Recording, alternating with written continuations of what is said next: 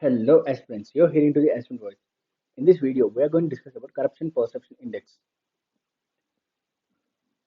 Before getting in topic, let me tell you, I'm taking some efforts to share this to you guys. So please like this if you're watching this video, and of course share it to your friends because any UPSC aspirant it will be very helpful. It's a technique for you to memorize the concepts.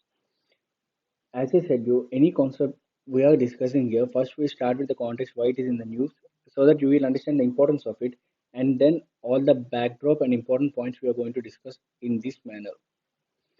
So, I hope you do like this. If you do like this, please share to friends and also subscribe to my channel. As I can see, I don't have right number of subscribers, so please subscribe. It will be very helpful for you guys. You will get all the notifications whenever I'm hosting a video. I'm hosting video daily, so it will be helpful for you guys. Without any late, let's get into the topic. So, corruption perception index. Basically, the Transparency International it is a body which recently released the corruption perception index. And according to the corruption perception index, anti-corruption efforts have stalled or deteriorated in 86% of the countries over the last decade. That is between 2010 to 2020. So now let's discuss the Transparency International.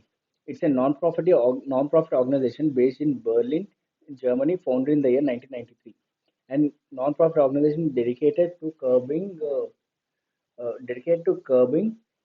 the corruption at the global level through the civil societies and law enforcement initiatives. And the Corruption Perception Index and the Corruption Barometer are two of its most notable publications. So basically, the corruption barometer. In the corruption barometer, uh, it will give report on the current status, and perception index is about the perception of corruption in a country.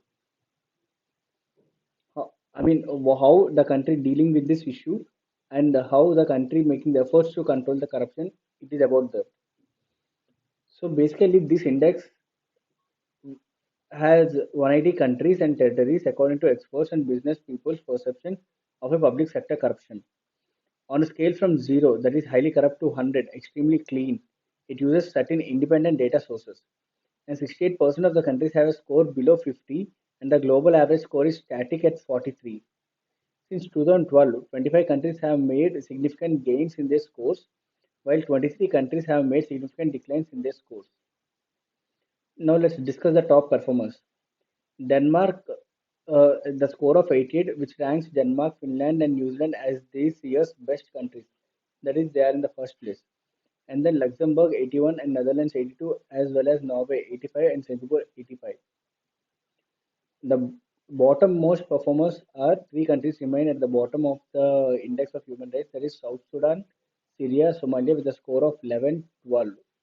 And armed conflict and authoritarianism are associated with the lowest scores, such as Venezuela 14, Afghanistan 16, North Korea 16, Yemen 16, and Equatorial Guinea, Libya, Turkmenistan. Now let's discuss about the performance of India in it. The country index, India ranked 85th out of 180 countries. That is 86 in 2020, no, 80 in 2019. India received a score of 40 on the Corruption Perception Index from Transparency International. All of India's neighbors, with exception of Bhutan, are ranked lower than it, and a 16 place drop in the index put Pakistan at a new low of 140th in the world. And the scores for countries have remained static for a decade, and mechanisms that could help the curb corruption are eroding at the moment. The democratic status of the country is in jeopardy due to the deterioration of fundamental freedoms and institutional safeguards. There have been threats of security, defamation, slander, sedition, hate speech, and contempt of court charges, as well as restrictions on foreign funding for those who speak out against the government. This is one of the issues that is observed. So, this is the corruption perception index. So, basically, Asia Pacific average score is 45 by 100. That means the countries in the Asia Pacific region average is 45. In this, the cleanest countries were uh, marked with yellow with the highest scores, and these are the countries with the lowest with dark red. So when we are expecting the score changes, this is the trajectory of India's score that have fallen recently. Like from 2012 to 2018, the score has been raised again. It falls. This is the average score. Sorry, average score. So now let's discuss the fall of democracy. Even in the countries like Belarus and Nicaragua, where media outlets and civil society organizations have been shut down, human rights and democracy are under threat. Similarly, the killing of human rights defenders have become a global problem. Corruption and weak institutions aren't just affecting countries with poor governance, they are also affecting established democracies. 90% of the countries have either stagnated or declined in their democracy index civil liberties rating since 2012. And many countries have used the global COVID-19 pandemic as an excuse to curtail basic liberties and bypass critical checks and balances. Many high scoring countries with relatively clean public sectors continue to enable cross border corruption despite increasing international momentum to end the abuse of the anonymous of shell companies. Over the past few years, a steady stream of attempts has been made to weaken democracy's civil and political rights are often targeted, as well as oversight and election bodies' autonomy. Media control is also common nowadays. Allowing corrupt regimes to escape the accountability and criticism always allows corruption to flourish. Now, let's discuss the suggestions from this report. First one, the people's demand.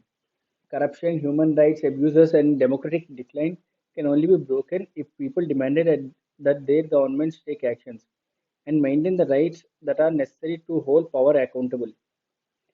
Restore the strengthened institutional mechanism for restricting the exercise of authority over citizens, and the fight against international corruption must be stepped up and ensure the public has to access government spending information. Now let's another second suggestion is addressing the fundamental failings. An economy recovery strategy must address the fundamental flaws that have led to many corrupt systems if anti-corruption efforts are to succeed long term. Corruptions can only be effectively controlled and the common good promoted if informed citizens have the freedom to gather, speak openly, and blow the whistle on corruption without fear of retaliation. Aside from the steps required by the United Nations Convention against corruption, countries that lack an okay, sorry, this one is anti-corruption agencies.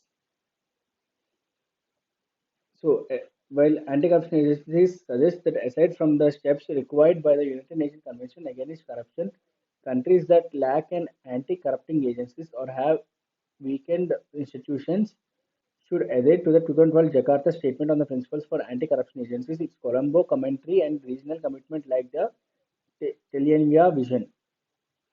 United Nations Convention on Corruption is the only legally binding global anti-corruption instrument.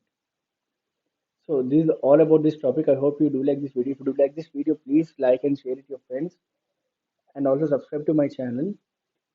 Uh, and for the notes, if you want, that will be given in the description. The link will be given in the description. You can download it from there.